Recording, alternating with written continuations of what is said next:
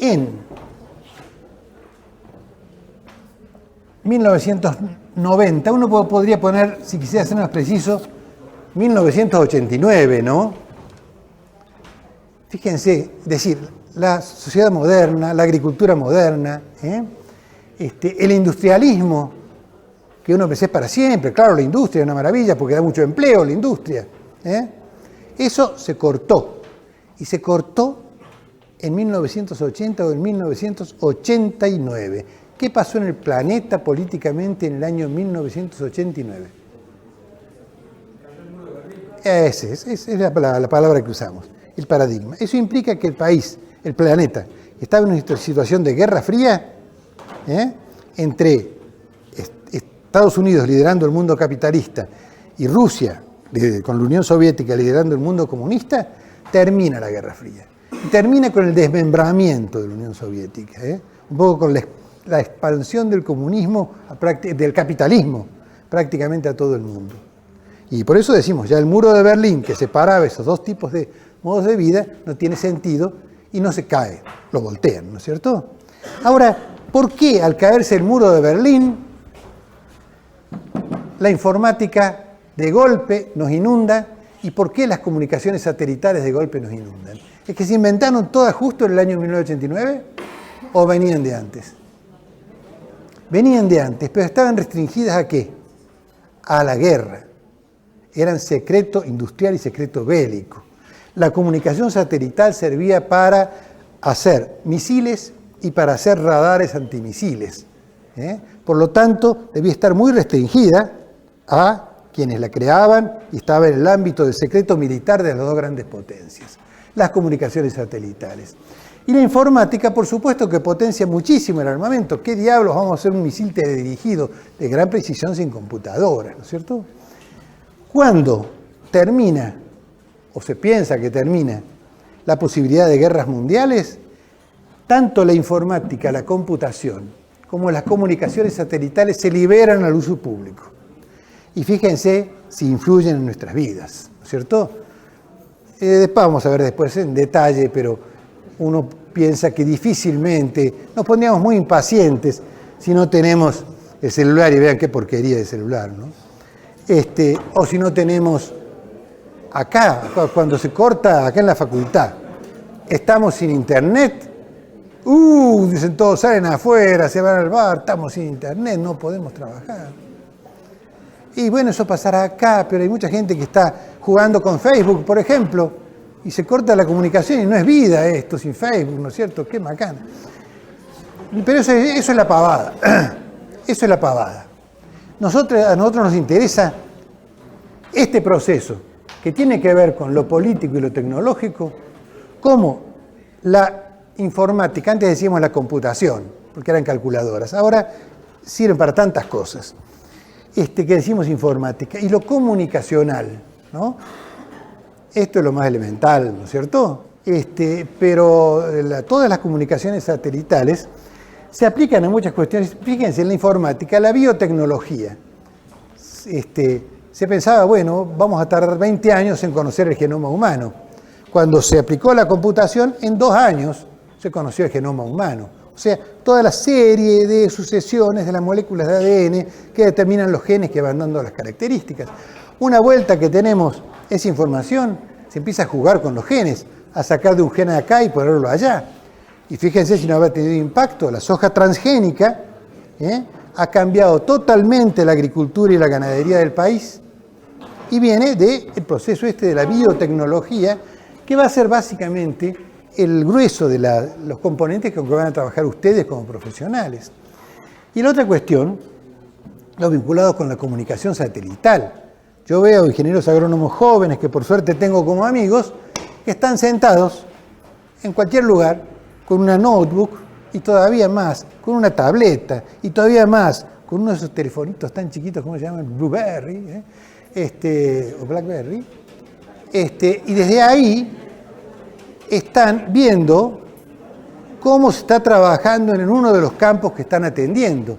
La información satelital permite ver en vivo y en directo y ver cosas que no ve el ojo, por ejemplo. Una vez se puede caminar por un campo y no saber qué cantidad de humedad tiene acumulado el suelo. La máquina sí lo dice, ¿no es cierto? Otra cosa, tenemos todo acá lo que dio lugar a la agricultura de precisión. ¿Sí? Ustedes van a escuchar, yo todavía puedo decir, ¿cuánto se siembra de soja? 60 kilos por hectárea. ¿Cuánto se pone de urea en los cañaverales? Se ponen 3 kilos por surco, ¿no? Macanas, con la agricultura de precisión todo eso se acabó. Ahora sabemos, en un lugar como esta aula, qué cantidad de fósforo, nitrógeno, potasio hay en este sector, qué cantidad hay en aquel otro sector, qué salinidad tenemos acá o allá, qué pH, qué nivel de acidez. Entonces, esa máquina que va sembrando va a ir regulando la cantidad de semilla por metro, la cantidad de cada uno de los fertilizantes que echa por metro, la cantidad de los correctores del suelo, eventualmente también la cantidad de pesticidas que hay en cada caso. Eso lleva un ahorro impresionante en el uso de todas estas cuestiones. Además, como si fuera poco, uno puede pensar, y esto parece cosa de ciencia ficción, en ese tractor o en esa cosechadora que avanzan solos. Concretamente, acá, en este marco, tenemos un tipo de agricultura que ya no es la moderna. Nosotros vamos a ver un productor ganadero. Vamos a ver un feedlot o un engorde a corral de 30.000 animales, por no decir grande. Esos 30.000 animales están 100 días. En 100 días levantan 100 kilos. Llegan al peso de faena. O sea que se puede tener 3 peces por año y una persona puede tener 30.000 animales en aproximadamente 50 hectáreas de terreno, en un feedlot, ¿cierto? Con forrajes, núcleos vitamínicos, proteínicos, etcétera, que se calculan con la computadora en función de los precios de cada momento, y va a estar generando, digamos, uno puede decir, bueno, aproximadamente 100.000 cabezas terminadas por año, y eso en 50, 60 hectáreas. ¿Y eso qué tiene? Básicamente, ¿qué requiere? Requiere la capacidad de comprar, ¿no? 90.000 animales por año para hacer entrar en ese lotecito, que entre en la cantidad de camiones que corresponda, comprar el equivalente a 7 kilos de alimento por animal y por día, para irlo proveyendo, y al mismo tiempo ir sacando. Esa actividad está absolutamente dominada por lo financiero. No hay quien tenga plata para tener un feedlot propio de 10.000 animales. La soja, ¿cómo se produce? El pool sojero, el agronegocio sojero, los que tienen la ganancia fuerte. ¿Cuál es el tamaño que tienen? El promedio está en 10.000 hectáreas, pero Gustavo Grobo Copatel tiene 450.000 hectáreas, ¿no? Pero hay un par de agronegocios más que tienen el orden de 600.000 hectáreas. ¿Y eso qué es? ¿Hay quien tenga 600.000 hectáreas? ¿Hay quien tenga la plata para manejarlas? No. Son fondos financieros que llegan y se invierten aquí. Uno puede pensar, bueno, acá, entonces, el ingenio, los ingenios azucareros, el ingenio de Concepción, que es de la familia Paz, y el ingenio tal otro, que es de la familia Colombres, se acabó. Acá vino Atanor, una transnacional química, y se compró 4 ingenios. Y vino Coca-Cola y se compró otros 2, y vino. Entonces son fondos financieros, ¿no? La organización política, ¿qué tenemos? Tenemos el peso de este proceso. Se da con estados nacionales y para el mercado nacional o se da en un proceso global. A ver, ¿la soja la producimos para Argentina? No consumimos ni el 3% de la soja, no consumimos ni el 3% de lo que producimos. Los fondos de la que vienen para la soja, ¿son fondos tucumanos, porteños, argentinos, o está todo mezclado con fondos que vienen de cualquier parte del mundo? Es así, del mundo global. El tema que llamamos la globalización, el que vamos a penetrar mucho más profundamente, está unido a una forma de organización económica que es el neoliberalismo. No es el liberalismo de antes de decir la libre exportación e importación, no mucho más que eso. Cuando a eso le agregamos las privatizaciones, las desregulaciones, el ajuste del aparato estatal, la destrucción del aparato de gobierno, mediante una serie de componentes, nos encontramos con el neoliberalismo, ¿no? Eso fue un proceso que vivimos y que nos condujo a donde nos condujo. Esto también es tan importante. ¿Siguen teniendo la misma vigencia que antes los mismos tipos de productores? ¿Quiénes son los productores de un feedlot de 30.000 cabezas? ¿Es un estanciero? No. ¿Quiénes son los propietarios de un fideicomiso? O el productor de un fideicomiso o un pool de 25.000 hectáreas de soja. ¿Es una gran empresa agrícola de capital fijo? Guarda, acá aparecen nuevas visiones, nuevos productores, los agronegocios. La palabra agronegocio. Cuando uno habla con gente que está administrando agronegocios, no usan la palabra agronegocio. Dicen agrobusiness. Porque, claro, quieren destacar su carácter transnacional, ¿no? ¿Y qué pasó? ¿Qué pasó con los minifundistas? ¿Qué pasó? ¿Se acuerdan los minifundistas? Eran fundamentales para hacer trabajar la agroindustria, ¿sí? Eran los que ponían la mano de obra. Ahora los ingenios siguen necesitando una gran cantidad de mano de obra. Gente que va con los machetes a cosechar la caña, cargarla, llevarla. El ingenio mismo va de un lado para otro. O sea, hay cosechadoras. ¿Esas cosechadoras están computarizadas? Sí lo están. Una proporción cada vez más creciente. ¿El ingenio mismo está computarizado? Por supuesto. Y robotizado. Entonces, ¿qué pasó con los minifundistas? ¿Siguen teniendo trabajo? ¿Pueden salir a cosechar caña del ingenio? Entonces acá tenemos toda una cantidad de situaciones que dan lugar a algo en lo que tenemos que pensar a la fuerza, que estamos ante una nueva ruralidad. Gente que viviendo en el campo trabaja solo parcialmente en cosas de campo. Gente que no vive exclusivamente de la producción agropecuaria, campesinos, sino que viven del multiingreso. Les ingresan cuestiones de diferentes cosas. De salir a cosechar limón, por ejemplo, eventualmente sí, pero también de algunos planes sociales, pero también de algunas obras públicas que pasan por el lugar, pero también del agroturismo, por ejemplo, cosa que antes era impensable, pero también de la protección ambiental, una cantidad de componentes. ¿Con qué nos encontramos? ¿Qué nos ha legado todo esto? Muchísimas cosas. Tenemos que ver lo técnico. La biotecnología no tiene límites. Qué maravilla la biotecnología y la transgénesis, ¿no? ¿Cuándo?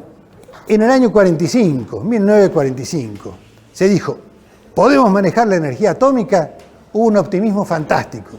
Se dijo, bueno, señores, hay una fuente de energía interminable, vamos a tener que trabajar mucho menos todos y no nos va a faltar energía nunca porque con energía atómica tenemos para rato. ¿Cuál fue el primer producto de la energía atómica en 1945? La bomba atómica. En Hiroshima y en Nagasaki una demostración de fuerza, centenares de miles de muertos, un daño ambiental espantoso y además mantener amenazada a la humanidad desde 1945 hasta 1990 con la amenaza de una guerra nuclear. ¡Qué maravilla la energía atómica! La energía atómica es fabulosa, pero depende para qué la usemos. ¡Qué maravilla la biotecnología! Sí, es una maravilla.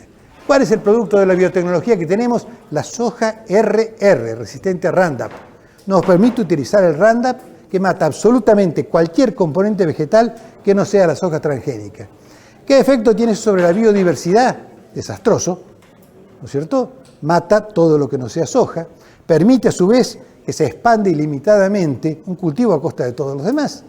Tenemos 31 millones de hectáreas que sembramos en el país, 21 son de soja transgénica, ya medio mucho, ¿no? Ya no nos queda para producir terneros, ya no nos queda para producir algodón, arroz, suficientes hortalizas. ¿Y qué pasa? Sube el precio de los alimentos, lo estamos viviendo.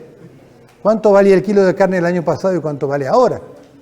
Y lo que vale para los alimentos no vale para todo lo demás, es la agflación que tiene el país.